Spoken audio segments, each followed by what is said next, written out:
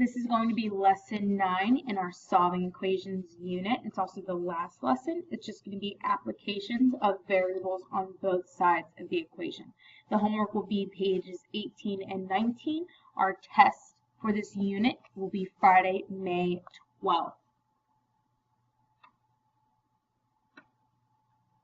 So, opening up your packets to page 19 for the notes, it'll say multivariable applications on the top.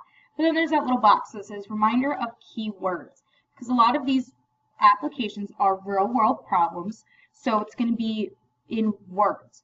So just to remind us, when we see the word less, it's going to mean subtraction.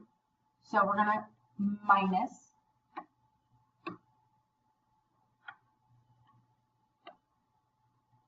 Okay. When we see more than, that means addition, right? So we're adding something. When we see plus, we know that's also addition. We will be adding. Minus means subtraction. Is, the word is, means it's equal, okay?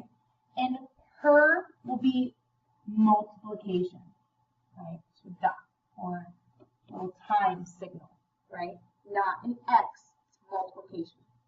All right, so for example, looking at our first one, it says a hairdresser is deciding where to open up her own studio. If the hairdresser chooses location A, she will pay $1,800 per month in rent and will charge $45 per haircut. And if she chooses location B, she will pay $1,200 per month in rent, and will charge $60 per haircut. How many haircuts would she have to give in 1 month to make the same profit at either location? So we have to set up an equation first before we solve. So looking up here, it says she's going to pay $1,800 per month in rent and is charging $45 per haircut. So we want to know how many haircuts she's going to have to get. So our variable is actually going to be, I'm going to say X equals number of haircuts. Okay. So if we're looking at her paying $1,800 per month and she's charging $45 per haircut at location A, and at location B she's paying $1,200 per month and is going to charge $60 per haircut. So if we're only looking at 1 month, that means she's paying $1,800 1 month at one location, or $1,200 for 1 month at one location. So I'm going to start setting up one side. I'm going to have $1,800 as her rent. And she's also charging $45 per haircut. So we're going to add $45 per haircut. So we're going to put X, right? So we don't know how many haircuts she's going to get. And we want to see the profit, where they're going to get the same profit. So I'm going to set them equal to each other. So the other side, she's paying $1,200 for rent for 1 month, and she'll be charging $60 per haircut. So now that we have our equation, we can solve. I'm going to move my x's to one side, so I'm going to subtract my 45 from both sides.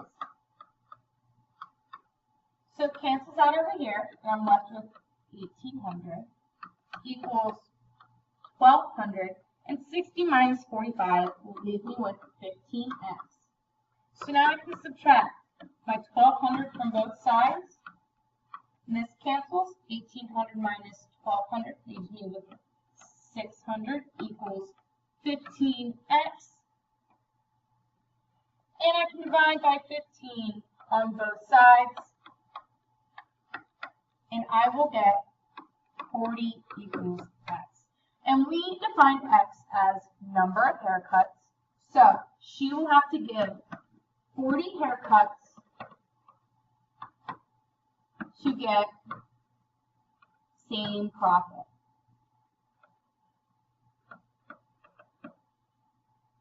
Now, let's skip down to example 3. I have 18 less than 3 times a number is twice the number.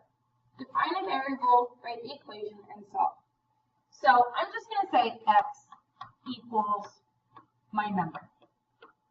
Easy enough. Now, up at the top, that box, that's kind of where this comes into play now. So it says 18 less than 3 times a number is twice the number. So if I want to look at less than first, when we're talking about less than, that means we're going to be subtracting something. Over here, we're talking about 3 times the number, right? 3 times. So we're multiplying by 3.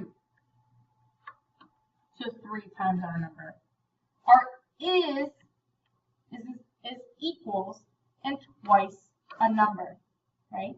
So down here, I'm going to put it together. It says 18 less than 3 times the number. So I have 3 times the number minus 18, right? It's saying 18 less than this equals 2 times the number, or 2x. So now I can solve. I'm going to subtract my 3x from both sides. So this cancels, and I have 18x negative 18 equals 2x minus 3x gives me negative x.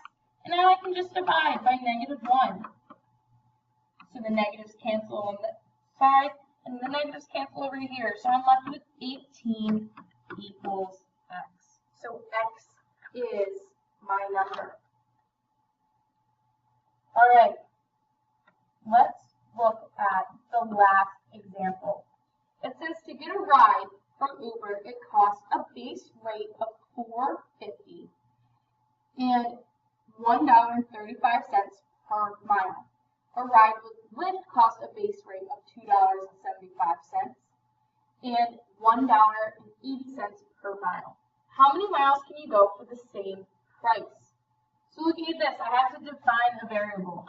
I'll say let m equal miles to go, because we're seeing how many miles we can go for the same price.